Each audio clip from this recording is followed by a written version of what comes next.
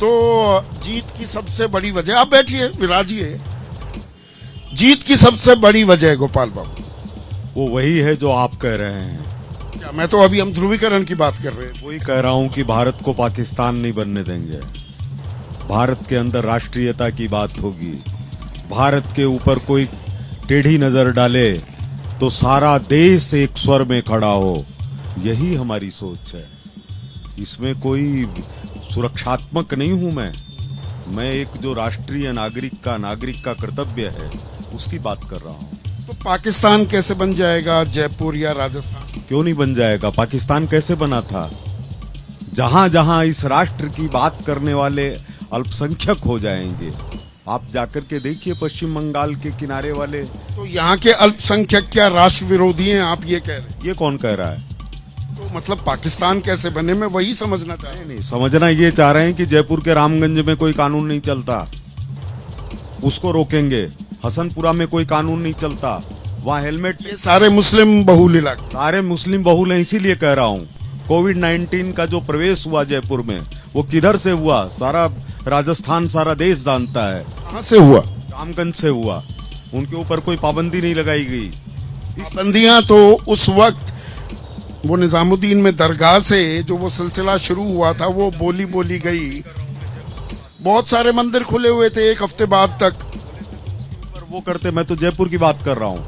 जयपुर सारी मीडिया, उस समय के कवरेज, सब इस बात को जानते हैं कि किस तरह से एक एरिया को। कवरेज में भ्रांतियां भी बहुत हो जाती हैं गोपाल बाबू, आप तो खुद पत्रकार हैं। कोई भ्रांतियां नहीं होती। क्या किसी ने कवरेज किया है कि आज राजस्थान में कांग्रेस की सरकार बनी है? किसी ने किया है क्या? आप बताइए, कवरेज में भ्रांतियां कैसे होगी? तो ध्रुवीकरण के अलावा और, ध्रुवीकरण एक बड़ा फैक्टर कि जी पाकिस्तान नहीं बनने देना है, और क्या जीत की वजह रही? ध्रुवीकरण का मतलब अगर राष्ट्र के नागरिकों का ध्रुवीकरण नहीं होगा तो देश तो धर्मशाला। 9% तो मुसलमान है यहाँ पर। कौन से? उनसे किसको चिंता है? उनसे कोई नाराजगी है क्या? हम तो अशफाकुल्ला खान को मानने वाले हैं, हम तो अब्दुल हमीद को मानने वाले हैं, हम तो एपीजे अब्दुल कलाम को मान। अब ये बैलेंसिंग एक्ट कर लिया। बैलेंसिंग एक्ट नहीं किया, मैंने इसी जगह इनको सम्मानित किया है। अशफाकुल्ला खान के प्रपोत्र अशफाकुल्ला खान मेरे गहरे मित्र हैं। इसी जगह पर जहां आप, तो ये कांग्रेस कर रही थी, शय दे रही थी ऐसी ताकतों को कि राजस्थान पाकिस्तान बन जाए। हमने तो कांग्रेस के मुख्यमंत्री जी से, वीर सावरकर जी के परिवार का इसी जगह सम्मान करवाया है, उनके हाथ से। नहीं, मेरे सवाल का जवाब नहीं दे रहे आप। अब आप इधर उधर विषयांतर हो। इधर उधर नहीं, मैं क्यों विषयांतर होऊंगा? मैं तो जर्नलिस्ट हूँ। विषय से हटे और घटे। तो ये कांग्रेस के चलते ऐसी नौबत आ गई कि राजस्थान पाकिस्तान बन सकता है। नहीं, मैं आपको बता रहा हूँ कि एक लंबे इतिहास की चीज है। कांग्रेस में भी राजेंद्र बाबू हुए, मदन मोहन मालवीय हुए, बाल गंगाधर तिलक हुए, हमारे राजस्थान के अंदर जी परशुराम मदेरणा जी जैसे ईमानदार नेता हुए, हमारे राजस्थान के अंदर जयनारायण जी व्यास जैसे व्यक्ति हुए।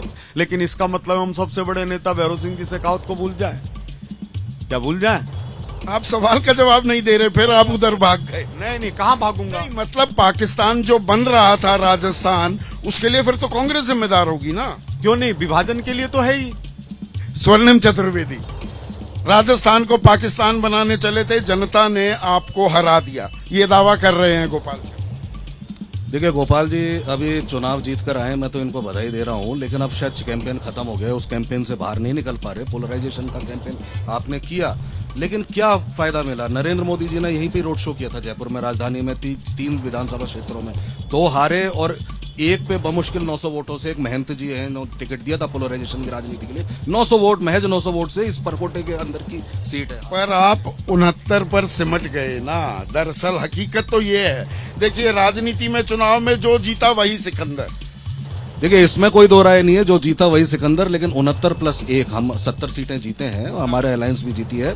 और सबसे बड़ी बात यह है कि भारतीय जनता पार्टी के जो leader of opposition, deputy leader of opposition, जो पूरा कैंपेन 5 साल तक संभाले हुए थे, चुनाव हार के बैठे हैं। 3 सांसद इनके चुनाव हारे हैं जिनको आपने टिकट दिया था। तो कोई मोदी जी ने जहां जहां सभा की उनमें से 60%। आपने थाली में सजाकर जयपुर की गद्दी सौंप दी क्या बीजेपी को? 4.5 साल अगर मुख्यमंत्री उप मुख्यमंत्री जूतम पैजार की नौबत पर रहेंगे, नालायक निकम्मा जैसे शब्दों का इस्तेमाल होगा, तो वो जनता कैसे भरोसा करेगी? उप मुख्यमंत्री खुद अपनी सरकार के खिलाफ, भ्रष्टाचार के आरोपों के खिलाफ, पेपर लीक के खिलाफ सड़कों पर उतर जाए तो आपके लिए दिक्कत तो घर में ही पैदा हो गई थी। देखिए, हमने तो केंद्र, जिसको अभी मैं सुन रहा था, फ्री बीज की बात थी, चुग्गा डालने की बात थी, हमने तो मोदी सरकार द्वारा जो महंगाई बेरोजगारी का बोझ डाला गया उससे राहत देने का कार्य किया। हाँ, ये बात देर कर दी हुजूर आते आते। देखिए, हम या ये देते देते हम तो 2 साल से राहत दे रहे हैं हर चीज में, चाहे मुख्यमंत्री चिरंजीवी योजना हो। लेकिन एक चीज, मुख्यमंत्री का चेहरा चुनने दीजिए।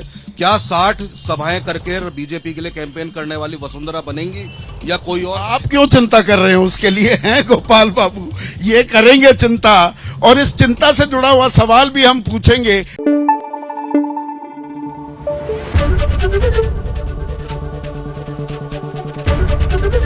एबीपी न्यूज आपको रखे आगे।